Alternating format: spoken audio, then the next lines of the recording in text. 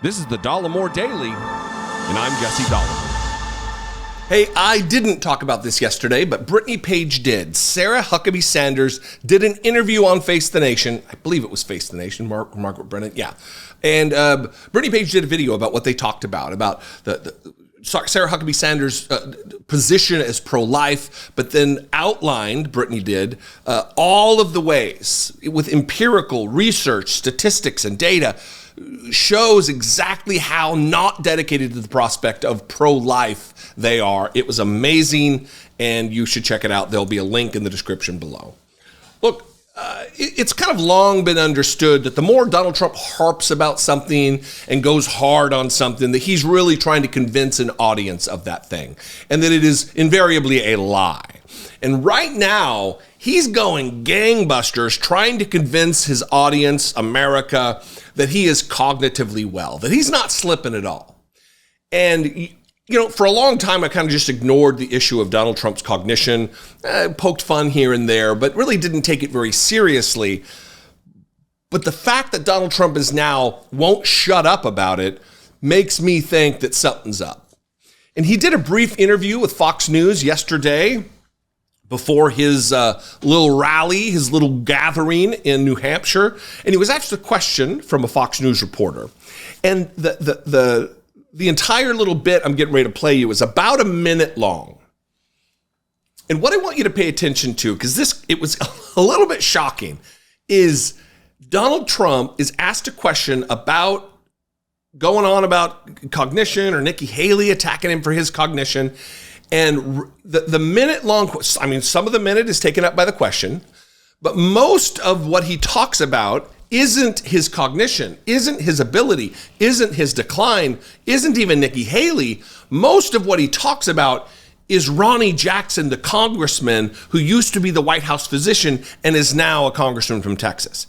Most of what he talks about is that, not the thing that he needs to talk about to convince America that he's well in the head. It is bananas. We're going to talk about the MOCA, once again, the Montreal Cognitive Assessment, and also one choice of word that he decided to use. Watch this. So Nikki Haley says now she has the two-person race that she's always wanted. She has been coming after you strongly in the past few days. It's worked both ways, and you've come after her as well. She keeps bringing up your age lately. What do you say about that? Well, I think I'm a lot sharper than her. I would do this. I would sit down right now and take an aptitude test, and it would be my result against her result, and she's not going to win. She's not going to even come close to winning.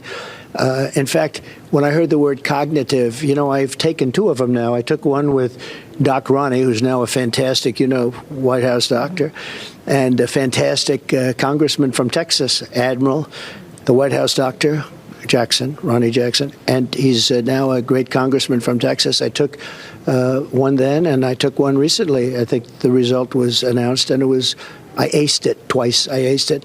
But I would say that, I've actually called for a cognitive test for anybody running for president, because I actually think that's a good idea. It would be nice to have an intelligent person be president. But Haley has too, I believe. So how do you see the race? First of all, he uses the word aptitude. This is the MOCA, the Montreal Cognitive Assessment. This is given to people in aging or in memory loss situations medically, like Alzheimer's disease. This is not an aptitude test. What's the definition of aptitude, you may ask? It is, relative to learning, an aptitude, like an aptitude for language, a natural ability, a capacity for learning. This is not an aptitude test. An aptitude test is like the test you take when you enlist in the military, the ASVAB, that does, like, if this gear goes this way and this gear moves this way, what position or what movement is this last gear going in? That is an aptitude test for learning, to see what your aptitude is. If maybe you have an aptitude toward physics and engineering or toward language and writing. This isn't aptitude. This is to spot whether or not there are clear problems with whether or not you can remember the lion, the rhino, and the camel, and then ask 5 minutes later and then 10 minutes later if you remember those. If you're able to count backwards by 7 from 100. This isn't an aptitude test. You don't ace this. This doesn't get you into college. This is to spot severe or even, minor cognitive deficit in someone with a condition. You don't walk around bragging that you did well on this, because if you didn't do well, there's a serious, serious problem afoot, especially if you're running for president of the United States. But the other thing that I want to talk about here is the fact that he, said that he is the White House physician. That's what he does now. Ronnie Jackson hasn't been the White House physician since Donald Trump was in office. Ronnie Jackson is now a blowhard MAGA congressman from Texas. Ronnie Jackson also was talked about by Donald Trump for a full 20 seconds in this 1 minute thing. 20 seconds. She asked the question for 14 seconds. From 14 seconds to 24 seconds, he rambled about the aptitude thing. And then from 44 on was a combination of she and he talking. That is a problem. What we're witnessing is the deterioration of Donald Trump. This is a problem for the country. It's a problem for his campaign. And Fox News, as I showed yesterday in a video, is here to cover up for that fact. She'll ask a question here knowing he's going to go rambling on. But this is a problem. As much as the right likes to talk about Joe Biden not being there or aware, that's just nonsense. Joe Biden, does he walk slower than he used to? Absolutely. The dude's 80 years old. But is he missing steps? Does he not know where he is? Absolutely not.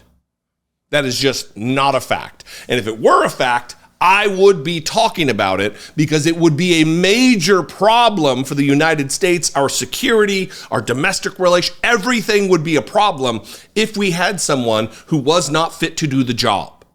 Donald Trump is not fit to do the job, and we need to be talking about it and sounding the alarm, because whether you believe it or not, I do believe that there is a cross-section of Republicans who will be alarmed by this. I get enough emails saying, hey, listen, I voted for Trump twice. I'm very concerned about what's happening right now. I get enough of those to know there is a portion of the population, even among Republicans, who are not down for this, who are worried about this. So let me know what you think. I'd love to know.